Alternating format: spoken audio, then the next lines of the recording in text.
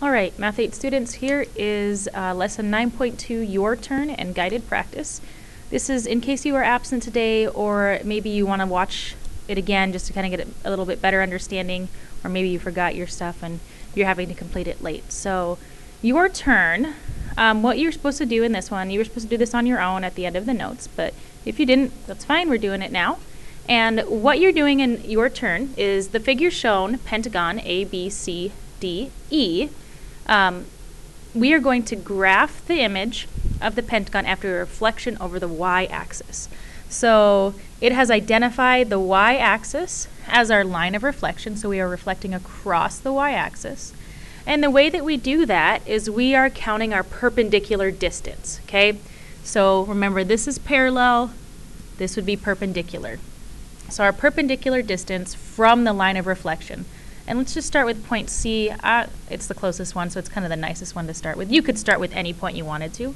And it is 2 units from the line of reflection. So we are going to count 2 units in the opposite direction across the line of reflection and label this C prime. Make sure you're using that prime notation. I've seen some of you guys not use that, and I don't want you to be discounted points for not using the correct notation when you've already done the work of the transformation. So let's go ahead and take a look at B. B is 1, 2, 3 units from the line of reflection, so opposite side, 1, 2, 3 units. B prime. A is 5 units, so we're going to go 5 units in the opposite direction. You could have counted just 2 units from B. And D is 3 units from the line of reflection, so we're going 3 units for D prime. And then E is 5, and then another 5 units in the opposite direction across the line of reflection. We're going to connect our points, make sure we got all of our notation there, and we have the image for pentagon A, B, C, D, E. Remember, just quick review on that, the original, the one that we start with, is our pre-image, and the one that we transform to is our image. And we use that prime notation to indicate that. Okay, let's go ahead and jump down to the guided practice and number 1, our vocabulary. So we are looking for the definition of the following. A reflection is a transformation that flips a figure across a line called the line of reflection.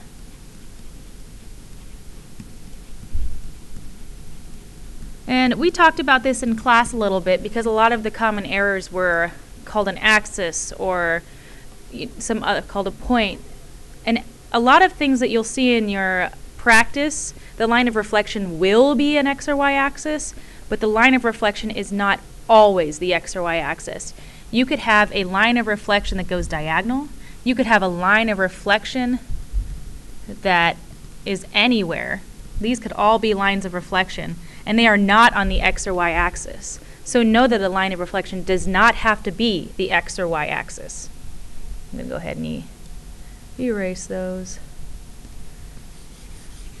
Okay, so the line of reflection is the line that you reflect across. Okay, 2. The figure shows trapezoid A, B, C, D. For 2A, we are going to graph the image of the trapezoid after a reflection across the x-axis. So we are going across the x-axis here. The x-axis is our line of reflection, right? So we're going to go across this line of reflection here. Now again, it says make sure you label the vertices of the image. So we're going to count our perpendicular distance here. For point D, we are 1 unit away. So point D prime will be 1 unit in the opposite direction across that line of reflection, so D prime. A is 1, 2, 3, 4 units, so we're going to count 1, 2, 3, 4 units in the opposite direction, A prime. C, 1 unit, so 1 unit across that line of reflection, C prime. And B, 1, 2, 3, 4. And you guys will notice sometimes I count this way, sometimes I count this way. It's really your preference. Counting away from the line of reflection is probably going to keep things most organized for you, but do what works for you as long as you can get that correct answer. 1, 2, 3, 4. So I'm going to go 1, 2, 3, 4. And that's giving me point B prime. Then I'm going to connect my points, and they are all labeled with my prime notation. Okay, so 2A is done. 2B, how did trapezoid ABCD, trapezoid A prime, B prime, C prime, D prime, compare? Well, remember the things we look at specifically: size, shape, orientation, and then location is almost always going to change with the transformation. Size and shape are the same, right? And we have a vocab word that describes that. So we can use that and say they are congruent. Meaning, same size, same shape, right?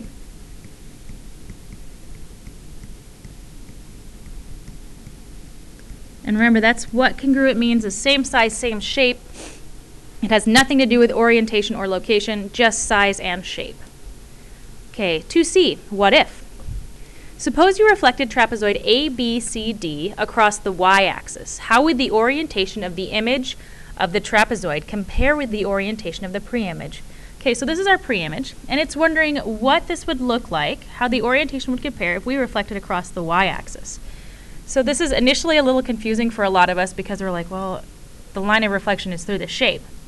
Well, we would do the same thing. We'd just take it one point at a time, and we would look at our perpendicular distance across the line of reflection. So B is 1, so B prime in the opposite direction would be here.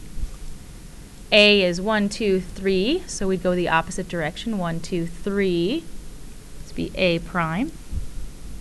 Okay, C is 3, we go the opposite direction, that would be C prime. And D is also 3, so this would become D prime. So I already made you a little shape here. I'm just going to change that color to match. And so our image there would change orientation in what way? Remember, orientation is direction, right? So top, bottom, left, right. You'll notice that the top is still the top, the bottom is still the bottom, but left and right have reversed. So we could say something along the lines of, and to be kind of specific and clear and concise, you'd probably want to use the following terms that I'm going to use to describe. And I would say the orientation is reversed horizontally. You could say the orientation is flipped horizontally, or the orientation is mirrored horizontally, but I would say the orientation is reversed horizontally. And that means that your right and left have flipped. So this is a nice way, a clear and concise way to describe the change in orientation. Okay, I'm going to just go ahead and just clarify this. You don't need to write this down, but I'm going to say, just clarify what that means. So I'm going to say, that is the figure from left to right in the pre-image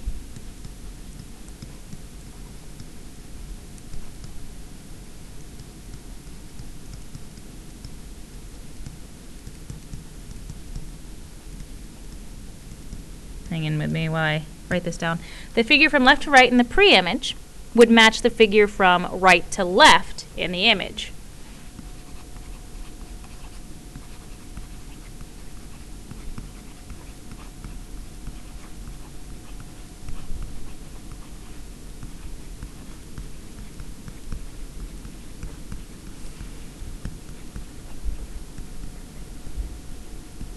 Okay, so that's kind of like the long explanation of it. I would just make sure that you understand and are able to use this right here, either as reversed horizontally or reversed vertically.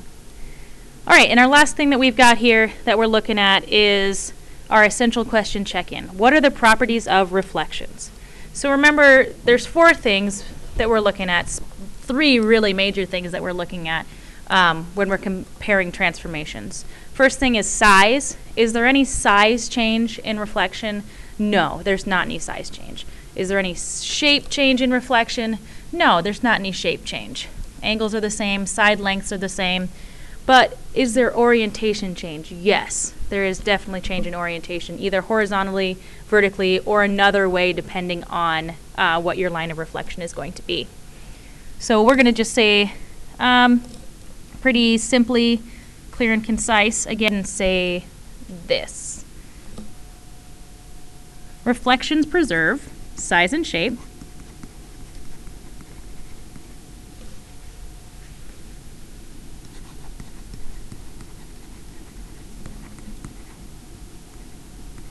And shape, but not orientation.